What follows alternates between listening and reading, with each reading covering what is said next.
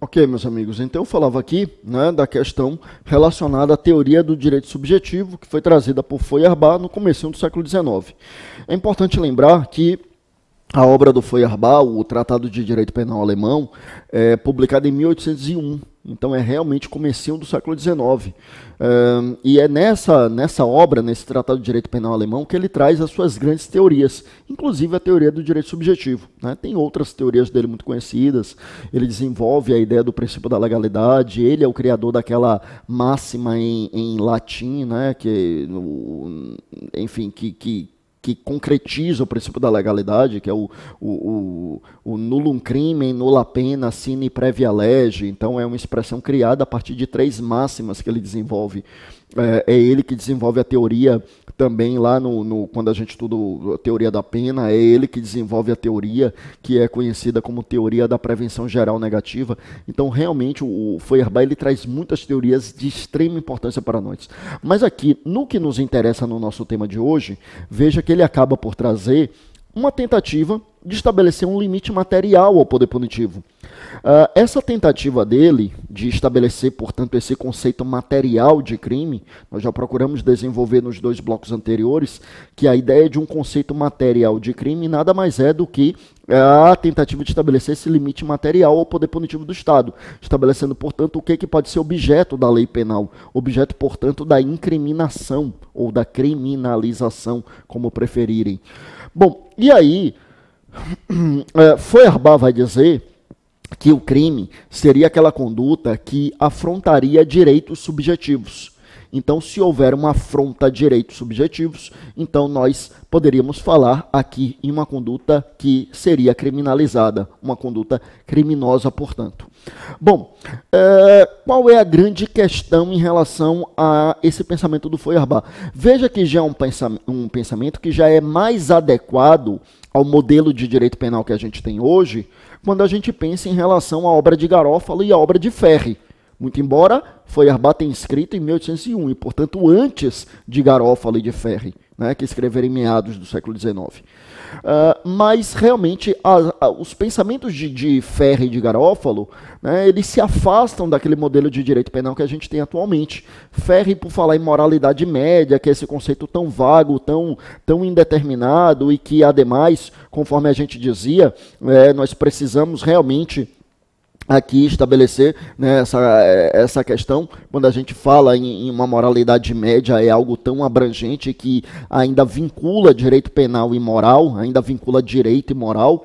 E quando a gente estabelece aqui, meus amigos, a ideia atinente realmente aos sentimentos de solidariedade social, lá quando a gente fala do Garofalo, também a gente está se afastando daquele modelo que a gente tem de direito penal atualmente. No modelo de direito penal que a gente tem atualmente, é importante que a gente trabalhe com a ideia de bem jurídico, mas a teoria do direito subjetivo do Feuerbach já se aproxima disso, mas não é ainda a teoria do bem jurídico. Qual era o grande calcanhar de Aquiles da teoria do direito subjetivo? É que a teoria do direito subjetivo dá uma primazia exagerada àquilo que atualmente a gente chama de bens jurídicos individuais. Se a gente parar para pensar sob a perspectiva da teoria do direito subjetivo, fica difícil enquadrar aqui situações em que a gente tem bens jurídicos que são supraindividuais, bens jurídicos coletivos, bens jurídicos difusos. Quando a gente fala na ideia de direito subjetivo, nós estamos vinculando a uma ideia muito particularizada, muito individualista. E aí é verdade, a gente tem que lembrar que a obra do Feuerbach é tributária lá do século XVIII. É no comecinho do século XIX e, portanto, é tributária do século XVIII. A gente ainda está ali no caldo cultural do século XVIII. É bem provável que Feuerbach tenha começado a escrever no final do século XVIII, ainda com os ideais e com os valores do século XVIII. E nós sabemos a importância que o pensamento iluminista deu ao individualismo. A ideia dos bens jurídicos individuais, e, aliás, o individualismo naquela época era extremamente relevante, porque, afinal de contas, o individualismo ele reconhecia o indivíduo e, portanto, reconhecia-o ali como titular de direitos, garantias, ou seja, ele não era mais, ele deixa de ser apenas um pedaço do todo social, um pedaço do grupo, um pedaço da massa. Por isso que era extremamente relevante falarmos naquela época, né, no individualismo. E aí, só que a teoria do direito subjetivo vai a um individualismo exacerbado, porque nós temos que tutelar os bens, os direitos que são individuais, mas não apenas esses bens de caráter individual. E é nesse contexto, meus amigos, que surge então a teoria do bem jurídico, que é a teoria do Birnbaum. Birnbaum desenvolve a teoria do bem jurídico em 1834. A teoria do bem jurídico será desenvolvida, vou colocar aqui então, a teoria do bem jurídico será desenvolvida em 1834 e é até hoje a teoria mais empregada para que a gente fale no conceito material de crime, para que a gente fale, portanto, aqui no limite material ao poder punitivo do Estado. Bom, existem algumas obras sobre esse tema que são extremamente relevantes e eu vou citar aqui algumas obras de autores brasileiros. Claro que a gente tem, assim, obras que são grande referência na doutrina estrangeira, e aí eu citaria, por exemplo, Roxin, que já estudou muito e já publicou muito sobre a teoria do bem jurídico, não necessariamente com essa expressão, mas, assim, tem algumas referências da obra de Roxin. Nós temos algumas referências também na doutrina espanhola, de autores que vão falar como Ripollet, como Aguado Correa, que vão falar de proporcionalidade, vão falar de racionalidade de leis penais. Então, a gente tem alguns autores que são bem interessantes sobre esse tema, mas no Brasil nós temos algumas obras que também são muito interessantes. A obra do professor Luiz Regis Prado, Bem Jurídico, Penal e Constituição, é uma grande referência. A obra do professor Yuri Carneiro Coelho, também sobre Bem Jurídico e Constituição, é uma obra de muito valor. A obra da professora Alice Bianchini, quando vai tratar das condutas que podem ser criminalizadas e, portanto, vai falar desses limites materiais ao poder punitivo. Então, essas são 3 obras de grande relevância, né? A obra da professora Maria Ângela, da USP, que é uma obra que trata do princípio da proporcionalidade, fala disso também. Nós temos uma obra sobre o princípio da proporcionalidade, mas é uma obra que eu estou comentando apenas a título de curiosidade, porque ela já nem está mais sendo publicada, é uma obra que já está esgotada há algum tempo. Então, são obras que acabam por trazer, eu estou falando do princípio da proporcionalidade, porque essas obras falam de proporcionalidade em abstrato, ou seja, a proporcionalidade do legislador penal quando vai criminalizar a conduta e, portanto, inevitavelmente, a gente precisa trabalhar aí com a teoria do bem jurídico. Porque as condutas que podem ser criminalizadas são as condutas que constituem afronta relevante a bens jurídicos. Bom, meus amigos, o que são bens jurídicos? Bens jurídicos são interesses ou valores protegidos pelo direito.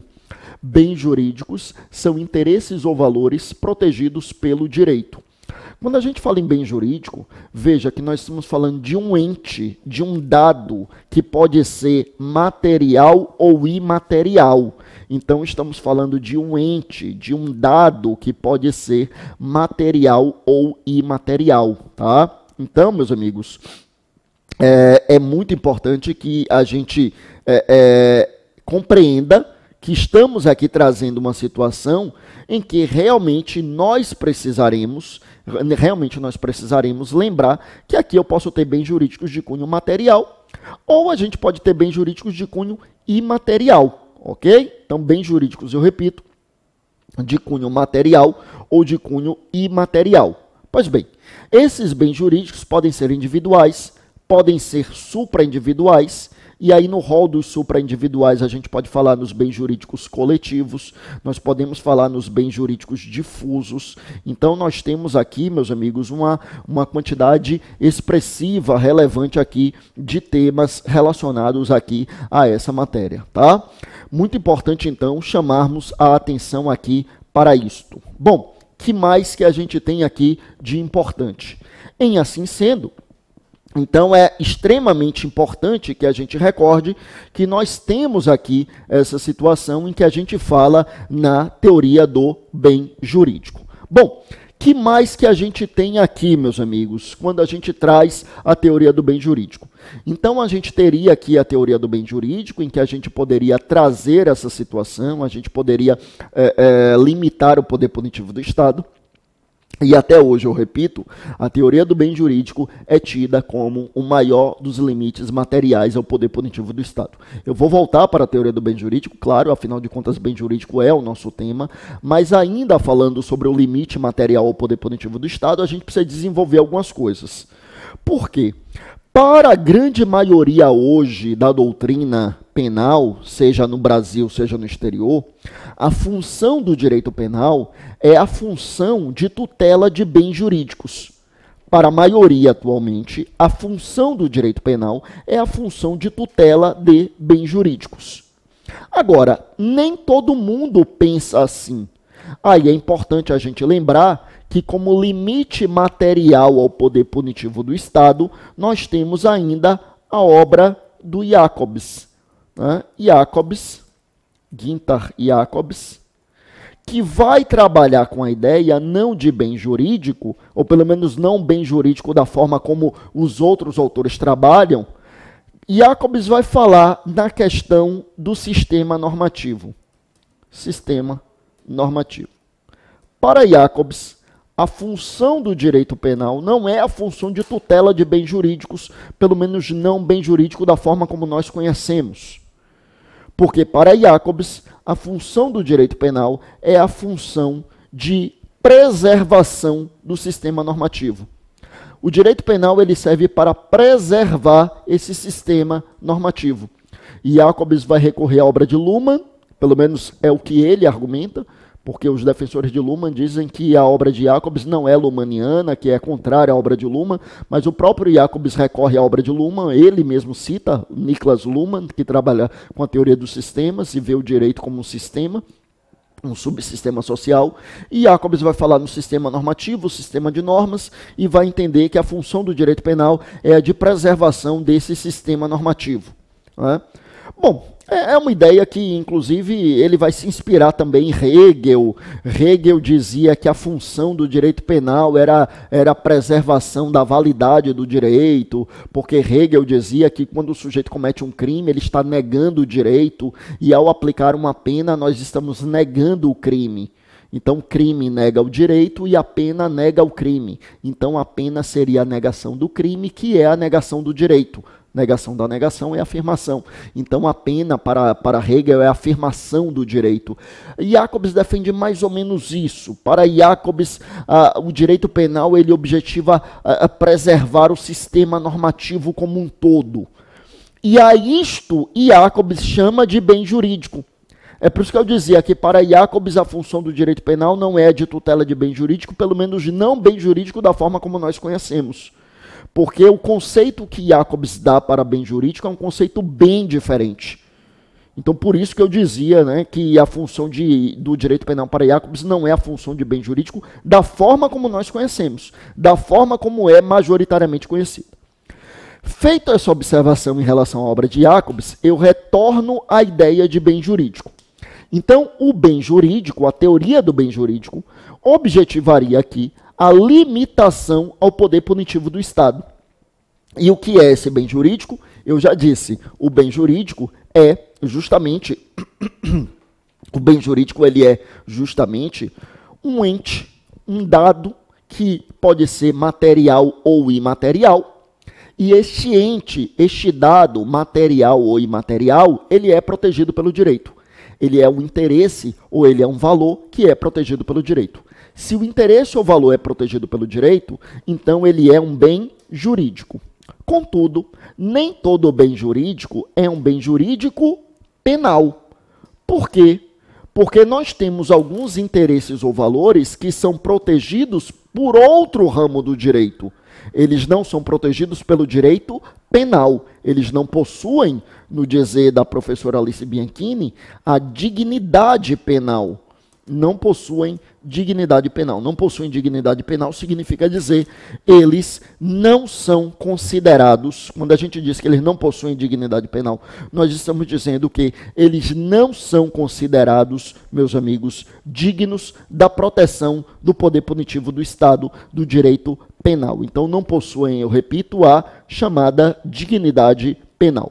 Então, é necessário analisarmos quando o bem jurídico é um bem jurídico penal, quando possui, portanto, a chamada dignidade penal. Bom, o que acontece aqui em relação a esse tema? O que acontece aqui em relação a esse tema é o seguinte, meus amigos. Estamos analisando aqui essa matéria e aí é importante mencionarmos que a definição da dignidade penal, a definição, portanto, dos bens jurídicos que merecem a tutela penal, ela varia no tempo e no espaço. Porque o direito é um fenômeno cultural e, portanto, como a cultura vai sendo alterada no tempo e no espaço, a definição do que é um bem jurídico com dignidade penal também vai sendo alterada. O que nós sabemos é que, efetivamente, nós estamos diante de uma situação em que precisamos definir quais são esses bens jurídicos mais importantes. Então, veja, eu cito a título de exemplo, no Brasil, eu sempre cito isso como exemplo, porque foi a última grande abolição crimes que a gente teve no Brasil, foi em 2005, em que deixou de ser crime o adultério, a sedução e o rapto consensual. Assim, 3 condutas de uma vez que são descriminalizadas, realmente não é todo dia que acontece. Então, por exemplo, no Brasil, o adultério foi crime até 2005. Em 2005, deixou de ser crime. Eu pergunto, a fidelidade conjugal é um bem jurídico? Olha, bem jurídico, sim. Por quê? Porque interesse ou valor protegido pelo direito. Então, bem jurídico, com toda certeza. Interesse ou valor protegido pelo direito. Porque se a gente parar para pensar, vamos lá para o direito civil. Lá no Código Civil, nós temos ali, são deveres dos cônjuges. Aí o primeiro dos deveres está lá, fidelidade recíproca. Então, isto, meus amigos, é realmente a ideia de que a fidelidade conjugal realmente é um interesse que é protegido pelo direito. Todavia, não é o direito penal. Então, é um bem jurídico? Sim, mas não é um bem jurídico com dignidade penal. Perceba, todavia, que até 2005 era um bem jurídico que ostentava dignidade penal, porque até 2005 era crime. Não é? Ou seja, é como eu dizia, a relevância do bem jurídico varia no tempo e no espaço. A relevância do bem jurídico varia no tempo e no espaço. Tudo bem? Então, culturalmente, a gente vai definindo o que é crime, o que pode ser considerado crime, ou seja, o que é que deve ser objeto de tutela do poder punitivo do Estado e aquilo que não deve ser objeto de tutela do Estado. E aí a gente costuma dizer que bem jurídico penal são os bens jurídicos mais importantes. Mas o que são os mais importantes? Eu gosto muito da definição de Roxin. Roxin nos diz que os bens jurídicos que merecem a tutela penal, os bens jurídicos mais importantes são aqueles que são imprescindíveis à convivência harmoniosa em sociedade. São imprescindíveis a essa convivência pacífica, né, entre as pessoas. E aí ele cita, imagina, a título de exemplo, o bem jurídico vida. Você consegue imaginar uma sociedade em que o bem jurídico vida não seja tutelado pelo direito penal? Ou seja, matar alguém não seja crime nem em abstrato? Porque em concreto pode ser que matar alguém não seja crime, né? Matou em legítima defesa, por exemplo, é fato típico, mas não tem ilicitude. Mas assim, eu me refiro a matar em abstrato, né? Na previsão em lei. Você consegue imaginar? Né? Então, assim, matar alguém não é crime nem em abstrato? Quer dizer, não faz sentido realmente. Então, neste caso, eu estou trazendo um exemplo de um bem jurídico que realmente tem dignidade penal, porque é inconcebível que a gente tenha uma sociedade que consiga sobreviver em paz se você não considera que matar alguém é uma conduta que merece a intervenção mais drástica do direito penal, que é a intervenção do direito penal. É claro que fosse uma sociedade extremamente evoluída, em que não precisasse disso, mas é uma sociedade, uma coletividade que a gente ainda não conheceu. Mas, então, nesse caso, veja, não teria como sobreviver a coletividade sem o direito penal. Tá? Então, sem a intervenção punitiva aqui nesse caso. Inclusive, o Roxin, ele tem um artigo intitulado, o título é Tem futuro o direito penal? Então, ele faz essa indagação. Tem futuro o direito penal? E aí ele se debruça justamente sobre a análise de alguns abolicionistas. Ou seja, no futuro haverá um direito penal? Roxin se pergunta. E Roxin, que não é abolicionista, ele diz sim. No futuro nós teremos direito penal, nós ainda precisaremos do direito penal. Agora, será um direito penal bem diferente do direito penal que a gente tem hoje. E aí ele tece uma série de considerações em relação a isso, né? Sobre a necessidade das penas, quais seriam as penas, a criminalização de determinadas condutas. Então ele até chama atenção para o fato de que algumas condutas elas deixam de ser crime, até pela evolução da sociedade mesmo. Algumas condutas, né, alguns crimes deixam de ocorrer até pelo avanço tecnológico. Então ele cita o exemplo da Alemanha, em que já praticamente reduziu a zero o número de furto e roubo de veículos, justamente a partir da instalação de determinados dispositivos eletrônicos que conseguem desligar o carro à distância. Então ninguém mais rouba ou furta carro, porque sabe que, né, as pessoas conseguem desligar o carro à distância e você não tem o que fazer com aquele carro, não tem para onde levar o carro, por exemplo, né? Então, assim, eu estou citando aqui alguns exemplos, meus amigos, que nós temos efetivamente em relação aqui a esse tema, tá? Bom, o que é que acontece aqui em relação a essa matéria, né? O que mais que a gente tem de relevante para dizermos? Então, a escolha dos bens jurídicos depende realmente, né, de uma construção cultural, e justamente com essa construção cultural é que a gente vai ver quais são realmente os bens jurídicos que são mais relevantes, quais são aqueles que possuem dignidade penal, quais são aqueles que possuem realmente, enfim, né, que possuem realmente ali o merecimento da pena, o merecimento ali da intervenção do direito penal, que é a intervenção, como eu dizia, mais drástica do Estado na esfera de direitos do cidadão. Bom, o que é que acontece, meus amigos? O que acontece aqui é o seguinte: diante dessa situação, é muito importante que a gente recorde que, se é verdade que a escolha desses bens jurídicos é uma escolha que vai variando no tempo e no espaço, né, então a gente vê, eu citei um exemplo de uma conduta que já não é crime, que é o adultério. No bloco anterior eu tinha citado uma conduta que antigamente não era crime, os crimes ambientais. Crimes ambientais historicamente são relativamente novos. Se a gente pensar, um século não tinha crime ambiental. 2 séculos seria aí um completo absurdo, um disparate falarmos em crime ambiental.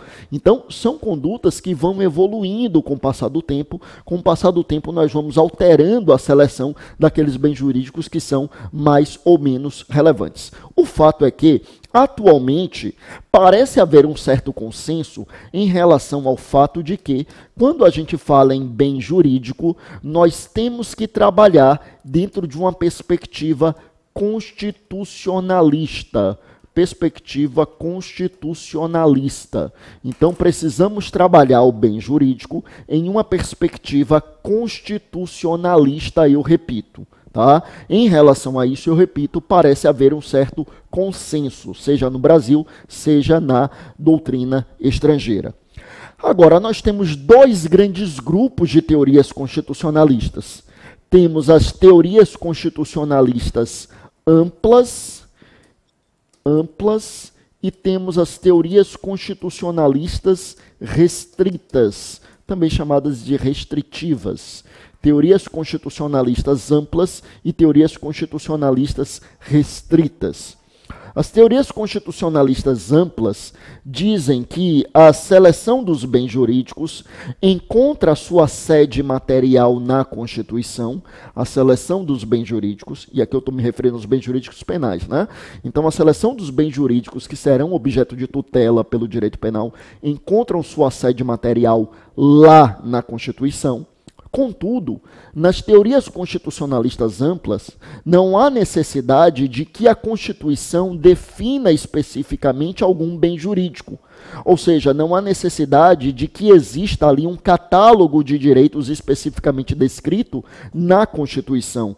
E, portanto, nós poderíamos selecionar ali os bens jurídicos a partir de determinados princípios que são trazidos pelo texto constitucional. Veja que esse é um modelo de seleção de bens jurídicos muito adequado, inclusive, para aqueles ordenamentos jurídicos que adotam as constituições mais sintéticas. Nas constituições mais sintéticas, geralmente não há um catálogo esmiuçado de direitos, mas nós temos ali um núcleo de direitos, um núcleo duro, e a partir daquele núcleo de direitos, a gente poderia extrair outros direitos. Então, por exemplo, na Constituição dos Estados Unidos da América, nós sabemos que é uma Constituição do século XVIII. De lá para cá, existiram algumas emendas constitucionais, mas até um número diminuto, quando a gente compara, por exemplo, com o Brasil. Mas a gente tem um catálogo de direitos ali. Direito à vida, direito à liberdade, direito à propriedade. Mas a gente não tem, por exemplo, um direito ao meio ambiente ecologicamente equilibrado. Mas a gente poderia ter crime ambiental nos Estados Unidos? Teria. Porque, a partir de uma leitura constitucionalista ampla, em que o catálogo de direitos não é esmiuçado, mas a gente pode extrair os bens jurídicos a partir de uma análise sistemática e principiológica. Tá? O prazo desse bloco acabou e eu volto daqui a pouco falando das teorias constitucionalistas restritas. A gente já volta. Vamos lá.